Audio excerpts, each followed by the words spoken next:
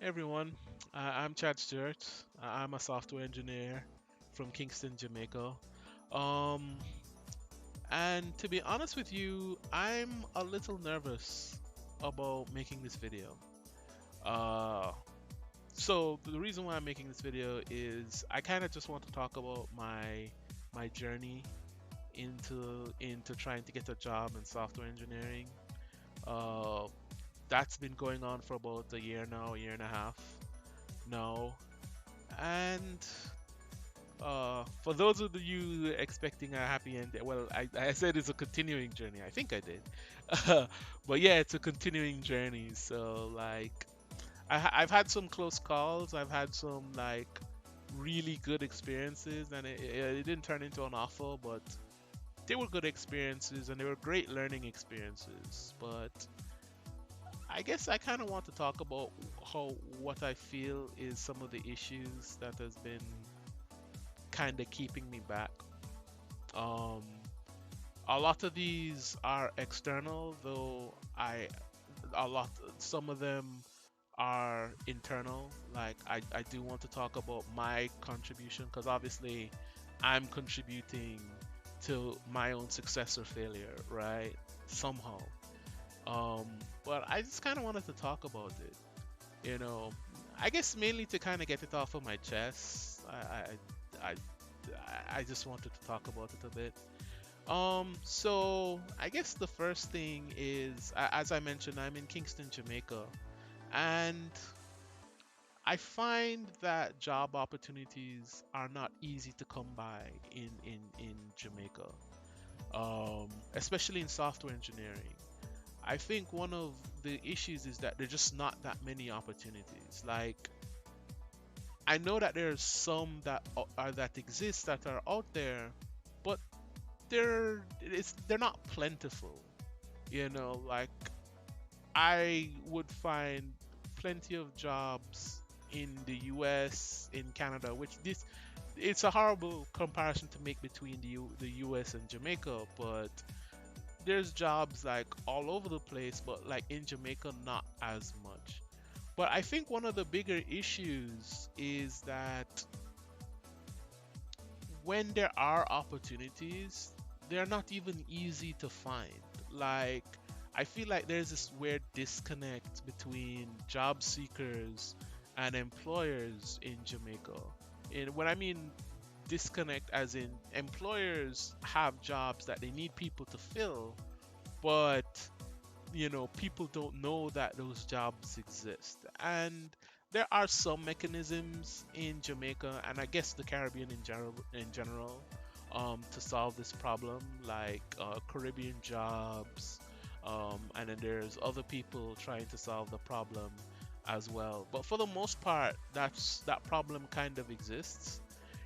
I've definitely gotten a lot of jobs through referral somehow, and I think the somehow is the most important part of this whole thing.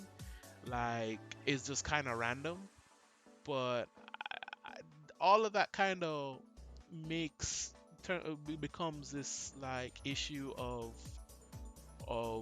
like it's just hard to kind of find something when you're looking for it. And there's a few other things as well. Like there's a few things about the culture of Jamaica and like who they deem as a strong candidate and kind of like how they view IT. But I definitely feel like without thinking about those things, those are the major problems. At least I find that those are the problems that I have, where it's just like, you know, I might be looking for something, but I just simply can't find it. I just can't find it. Um, so I've just what I've been doing. My primary goal was to find something in the U.S. To be honest, my primary goal has been to leave Jamaica to go to the U.S. You know, if not if nothing else, to go to a country with a strong tech background. Um, but I'm focusing mostly on the US because I've been there for so long. I lived there for an extended period of time. And I have a lot of friends there and people who I'd like to kind of hang out with, you know. And I know the culture there, and so I feel like it would be, I just kind of want to return, you know what I mean? And so that's kind of the reason why I focused on the US.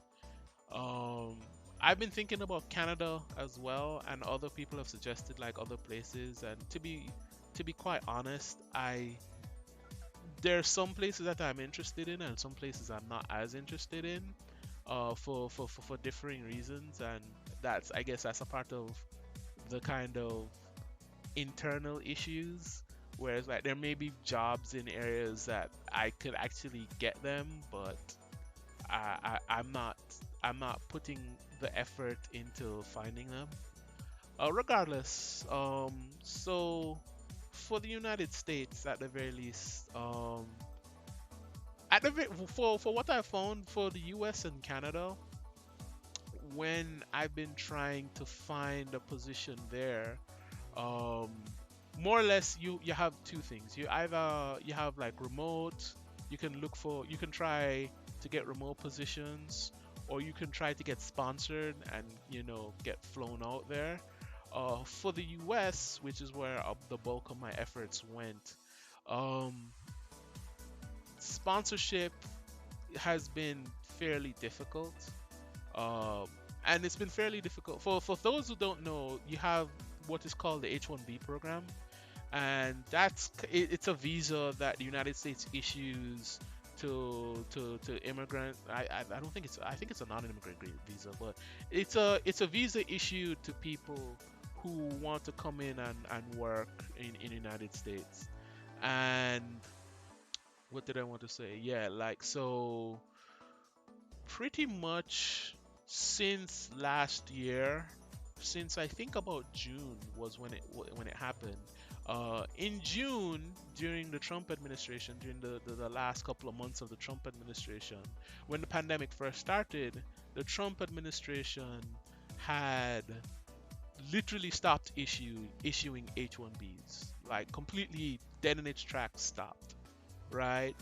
And it was like that for several months. It was like that up until around November, when I believe it was a judge in California said that the order was unconstitutional, and that forced the Trump administration to start issuing H-1Bs again. Up until that point, you couldn't have any H-1Bs issued.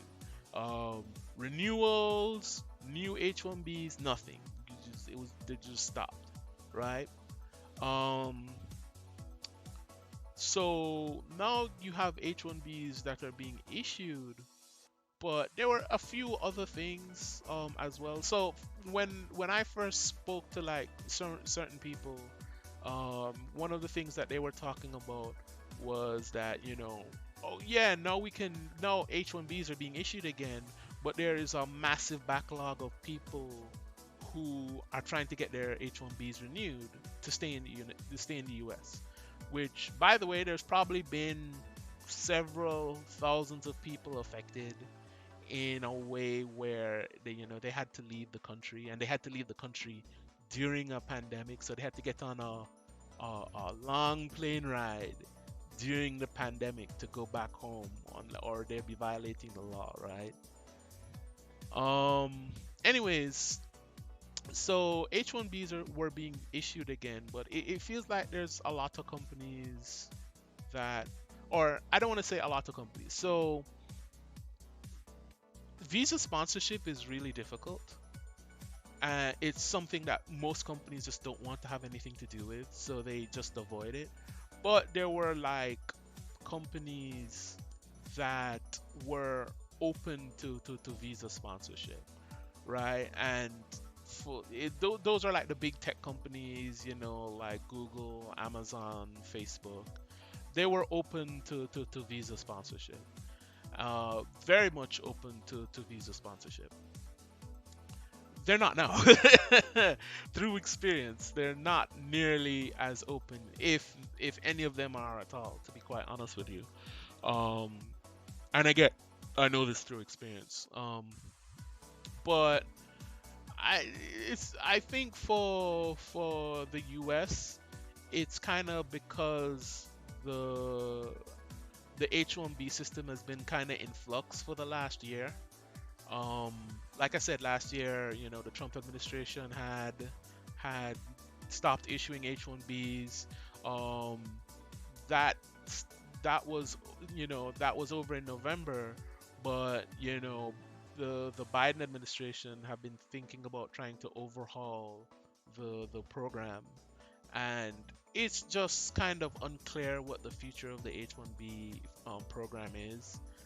Um, and so what that means for me is I can't convince anyone to sponsor me for a H-1B visa. And I mean, like, usually the conversation with me for jobs are, hey, I need sponsorship. And what would happen is, okay, cool, we'll interview you, and if we decide to give you an offer, a part of the offer would be, we'll sponsor you a visa. um I'm not even getting interviewed because obviously they can't offer sponsorship, and so I'm kind of dead in the water there. For Canada, I'm not sure as much. I'm not sure why. I haven't been getting too much traction there. To be fair, I haven't been putting my effort. There was like a 4 month period where I was really looking for jobs in Canada, and I think during that time, I didn't know this at the time. I think during that time that Canada had literally closed its borders because of the pandemic. Um, which, when I think about it, if I had known that, well, I mean, if I had known that, I wouldn't have put so much effort into it. But yeah, like, that sucked. So I was like putting a lot of effort into trying to get a job in Canada, and that was going nowhere. Um, so the next thing would, I guess, be remote. And I've had, like, I would say a lot of my quote unquote close calls have come from me trying to get remote opportunities. So I've had more success there. Obviously, it hasn't translated into a job, but I've gotten more success there, right? Um, one of the main problems, and I don't know if this is just around the world, or this is for every country, or this is a particular thing in the US. But I know one of the issues with hiring somebody remote, especially if they're, remote from, well, not especially, if they are remote but they're not in the country that the business is in. One of the things that you have to do is you have to set up some entity in the country that you're hiring the person in. I don't know why. And the only to be quite honest, the only reason why I even know this is because I tried to apply to a job that's actively trying to solve that problem. Um, but that's an issue with hiring people remotely when they're not in the country as well. And I feel like for more or less the same reason, well, not the same reason, but I feel like for a similar reason why people don't, deal with sponsorship is they don't deal with remote work.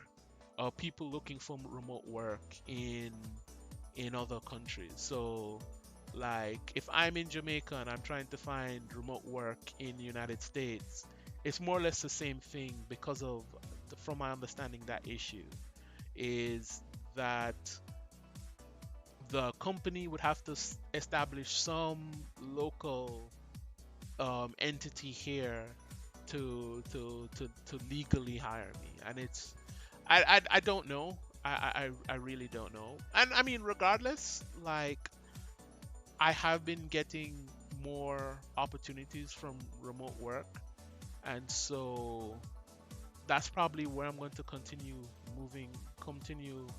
to look moving forward. Um, there's also, I feel like I should mention this.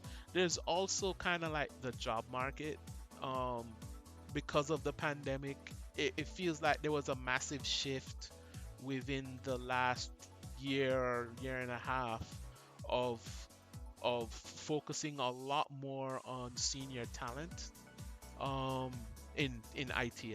I should say, I should preference all of this is well, outside of H1B, a lot of this is in IT. That's where I'm trying to get a job in.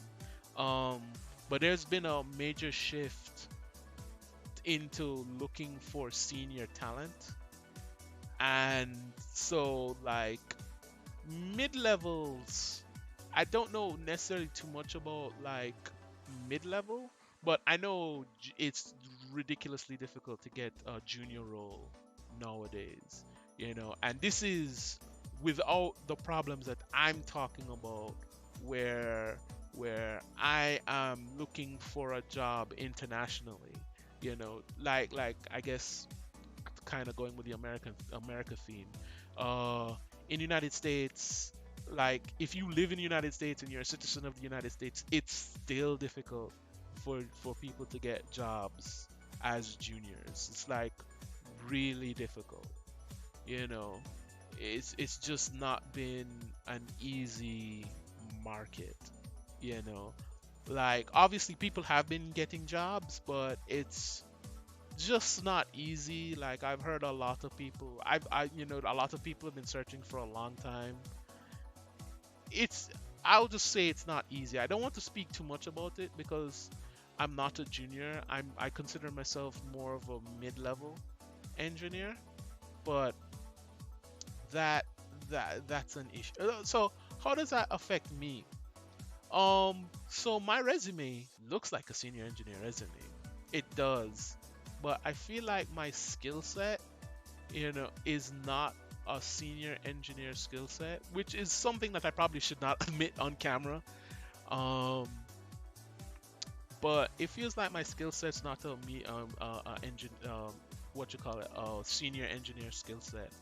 And I mainly get this impression from the interviews and from the questions that I've been asked, and like this is where I'm like, I feel like that's been the greatest learning experience for me, is kind of seeing what is expected of a senior engineer, where I am now, and then trying to kind of bridge that gap in my skill set, right?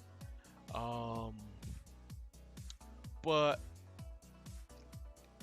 I feel like it's just been, that's kind of also been, well, it's not necessarily been a big issue for me. Like I said, like my resume looks like a senior engineer resume. Like I've had several people say, "Oh, you look like a senior engineer," and then I interview and things kind of fall apart. And that's on me. That's not on anybody else. That's not like an external factor, but I just kind of wanted to bring up that as well. I guess mainly to say, like I feel like I'm more qualified for mid-level role, and the market is not as geared towards that. Like it's really weird for me because like I said, like my resume looks like a senior engineer role, so I feel like a lot of people kind of look look at me and it's just like, oh, we're gonna interview you for senior level engineer, and so that works out for me. I would be I would even go as far as to say that um I've been getting more interviews because my resume looks like that, and I'll talk about that in a second. In fact, not even in a second, I'll talk about that right now. So with all of that said, obviously, the external factors aside, I have contributed a significant amount to my wins and losses in this journey. Um, for a couple of months, maybe about 9 months, uh, it was really rare for me to get an interview. It's really, really rare. And one of the reasons was for that was that my resume looked more like a junior resume. Um, and it was because I wasn't putting a lot of the freelance experience that I had, um, which I ended up doing, and it was a massive amount of experience.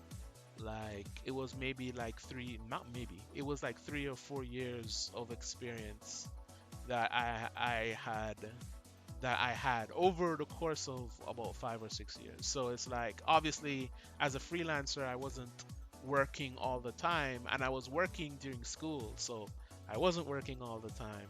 But there was I had a massive amount of experience that I didn't put on my resume, and it was only because of somebody, saying that I should put freelance experience that I ended up putting this experience, and now I look like I have a lot more experience than I had been previously advertising. Um, that's one thing. The other thing I would say, I feel like I've been fairly bullheaded in. I don't want to say. I mean, yeah, I feel like I've been fairly bullheaded in some of the things. Like for instance, like I said earlier in the video, I I mainly want to go to the US, and I mainly want to go to the US mostly because of a level of comfort. Like I feel more comfortable going there. Like physically, from Jamaica, the United States, like Miami is an hour and a half plane ride. It's not far at all. Um, I don't even think it's an hour and a half. I think it's like 70 minutes. But like, I just feel more comfortable in the US. To be honest with you, especially like I said, having lived there so long. Uh, so I've kind of been focusing my effort there. And I've also, to be honest, I've been focusing my effort on getting sponsored, right? And all of those things I feel like are clearly not happening. So I need to do something else, right? Um, I talked about my resume and why I wasn't getting any bites. I feel like I'm getting more people being interested in in me as an employee because my resume looks more senior. So that's good, but like for instance, I'll give an example. A lot of the times, my LinkedIn is half decent, right? And now I'll get people reaching out to me and saying, hey, do you want to take this so and so position? And I'll be like, yeah, sure. Is there I would need sponsorship, is because it's clearly marked on my LinkedIn that I'm in Kingston, Jamaica. Oh, I would need sponsorship, and they're like, oh, we're not looking at sponsorship at this time. And I mean, again, these are like some of these are really big companies, right? So I don't know. Um, so what now, right? Well, I mean, the focus right now is either remote work or whatever kind of small glimmer of hope for sponsorship in the US or Canada comes my way. um, there's that. Like, I'm focusing a little bit on. So if you don't know, on Twitter I sponsor, sorry. Wow, I'm all over the place today. But on Twitter, I kind of maintain a hashtag, tech is hiring. Been doing it for 6 months now. Like, only reason why I even know that is because I actually put it on my LinkedIn.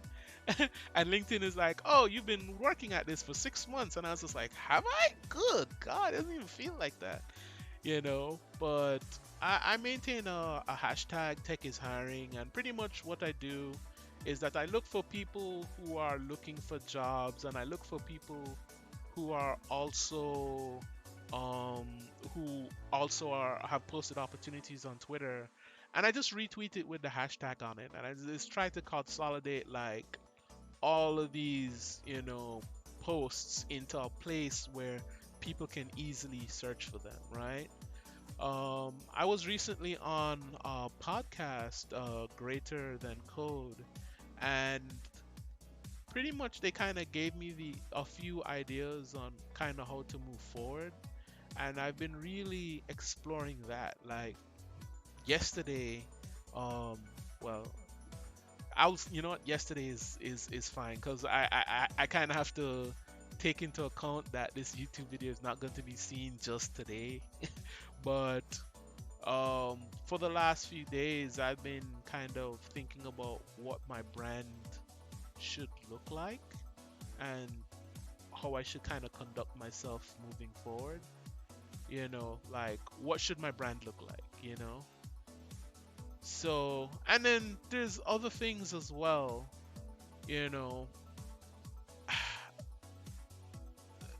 I guess at this point it's just kind of me experimenting. I'm still doing the job search thing. And to be honest, like for those who've ever done job search in IT, there's days where you do that job search, or there's like periods where you do that job search for weeks at a time, and then all the stuff around it, like for instance, talking to people, networking, and all of that, and then you get enough rejection letters, and you're just like, oh man, I'm done, and then you stop doing the job search for like weeks on end, and then that's kind of like the routine, right? Like it's somehow you pump yourself up to do this job search, and then you deal with all the rejections, whether they come from, like we just don't like your resume, to we interviewed you but we don't like you as much as enough to pay you. It's kind of like that loop, right? um where was I? But yeah, like I'm still doing the job search thing, but I'm kind of focusing on other things that I have more control over, you know. Like ultimately this whole thing, like even the job search, like all of it has been more about trying to put myself in a position where I can learn more about my craft to improve in my craft, right?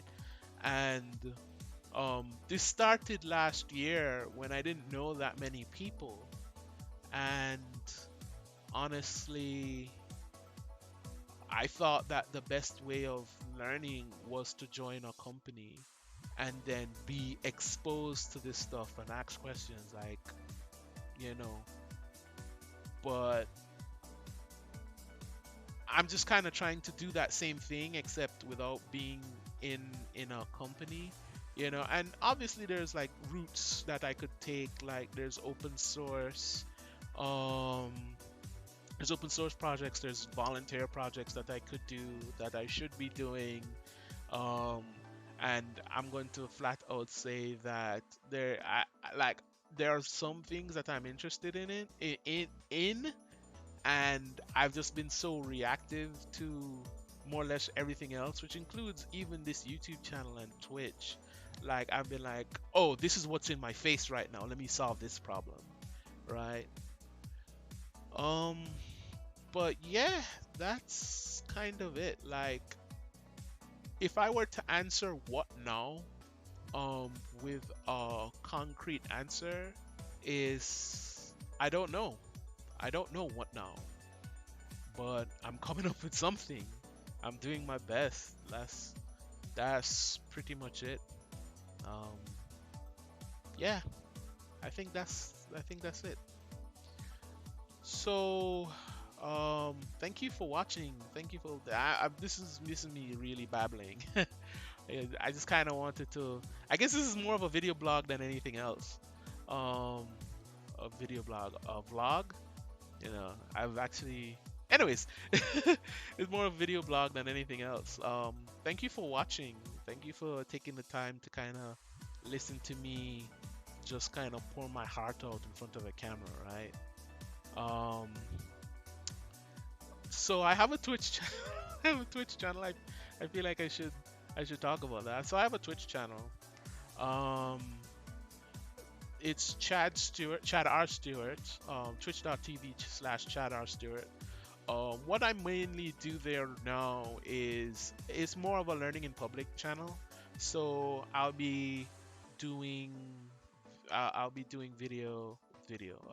I'll be doing like a course. What I'm doing right now is I'm learning Nerd.js. Good God, Node.js, um, through Andrew Mead's course, but I'm also trying to do all of that stuff in TypeScript. Mainly because I really like TypeScript. TypeScript is fun. Um, so that's my focus right now.